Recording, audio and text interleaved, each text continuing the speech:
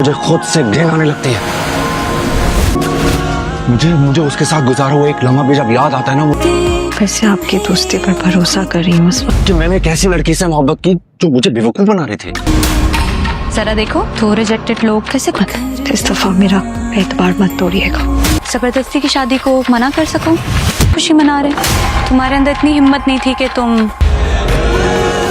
अनाइजा खुद तो शारिक से शादी करके अपनी जिंदगी एंजॉय कर रही हैं, लेकिन इससे मिरहा और असवन की शादी बर्दाश्त नहीं हो रही। जब अनाइजा को पता चलेगा कि इन दोनों की शादी हो चुकी है तो वो असवन के वलीमे वाले दिन वहां पर आ जाएगी। अब बहुत सारे लोगों के सामने वहां पर मिरहा पर पानी फेंक देगी। अनाइजा का बाप इसको बेइज्जत करके वहां से तो निकाल देगा, लेकिन अनाइजा भी ये सोच लेगी कि वो असवन और मिरहा को अलग करके रहेगी। इसी चक्कर में वो जल्दी शारिक को भी छोड़कर आ जाएगी और यहाँ पर आकर दोबारा से मिरहा की जिंदगी बर्बाद करने की कोशिश शुरू कर देगी और असवन के दिल में दोबारा से जगह बनाना शुरू कर देगी।